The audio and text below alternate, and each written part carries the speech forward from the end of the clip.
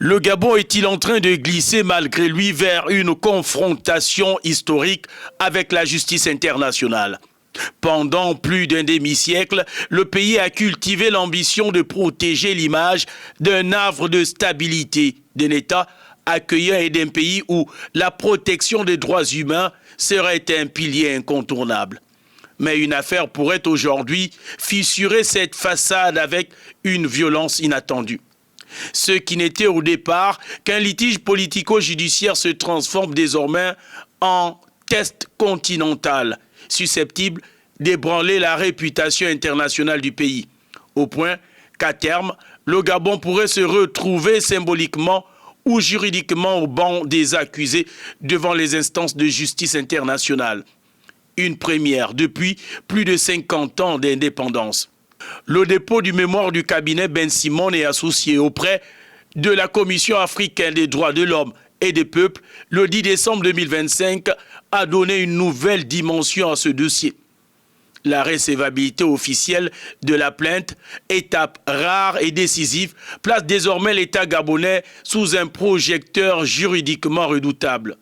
Selon ses avocats, le dossier comporte plus de 70 pièces de 20 constats d'huissier de justice. Attestation d'atteinte grave à la dignité, aux droits fondamentaux et à la réputation de M. Opianga. Des actions qualifiées d'arbitraires, incompatibles avec un état de droit.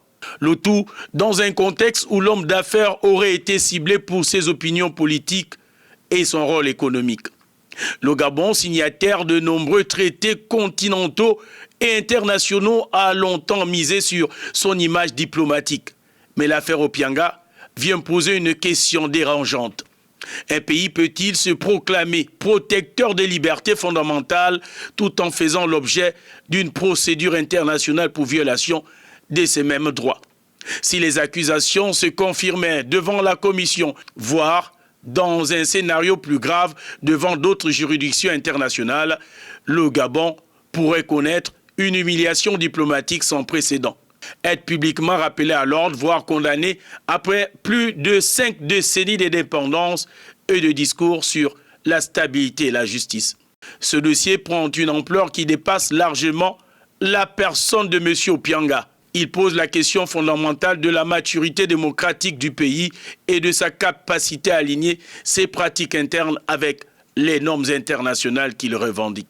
L'enjeu est majeur, soit le Gabon coopère pleinement, rectifie les dérives et sort grandi d'une épreuve de transparence, soit il s'expose à une crise d'image durable, potentiellement lourde de conséquences politiques, diplomatiques et économiques.